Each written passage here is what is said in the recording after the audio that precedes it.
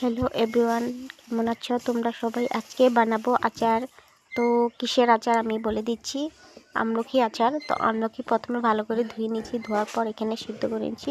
সিদ্ধ করে 1-1.5 ঘন্টার জন্য রোদে রেখে দিয়েছিলাম। আর মশলাটা করার জন্য পাঁচফোড়ন আর নিয়েছি, তারপর সর্ষেটা আর হালকা ভেজে নিয়েছি। ভাজার পর এখানে মিক্সিং বলে গুঁড়ো করে নিয়েছি। তো দেখো এইরকম মানে আধ ভাঙা করে মশলাগুলো গুঁড়ো করে নিয়েছি। আর এখানে নিয়ে নিয়েছি সামান্য জিরে গুঁড়ো আর লঙ্কার গুঁড়ো, আর এখানে হলুদ গুঁড়ো নিয়ে ভালো করে নিয়ে নিচ্ছি তিনটা একসাথে। তো যে যেরকম ঝাল খাও সেরকম ঝাল মতো দিয়ে দেবে, আর পরিমাণ মতো তেল দিয়ে দেবে। তো তোমরা তেলটা নিজের ইচ্ছা মতো দিতে পারো, কমও দিতে পারো, বেশিও দিতে পারো। তো এখানে আমি তেল দিয়ে তারপরে এখানে দিয়ে দিচ্ছি সিদ্ধ করা আমলাগুলো। তো আমলাগুলো দিয়ে দিচ্ছি, আর এখানে পেস্ট করা মশলাগুলো দিয়ে দিচ্ছি।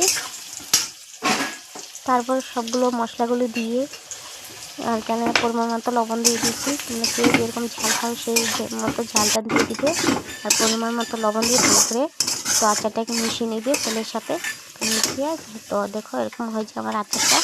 তো 10-12 দিনের জন্য তো রোদ দিয়ে রেখে দেবো। তো যখন খাওয়ার যোগ্যতা হবে তখন বের করে খাবো। তো আশা করছি তোমাদের এই আজকের ভিডিওটা ভালো লাগবে। যদি ভালো লাগে লাইক কমেন্ট শেয়ার করে পাশে থাকবে, আর অবশ্যই চ্যানেলটাকে সাবস্ক্রাইব করে দিও। তো সব রকমের ভিডিও আমি একটু ব্লগ বানাই। তো কেমন লাগে তোমরা কমেন্ট করে জানাবা। ভালো লাগে লাইক কমেন্ট শেয়ার করে পাশে থাকবে। তো সবাইকে অনেক অনেক ধন্যবাদ আমার এই আচারের ভিডিওটা দেখার জন্য।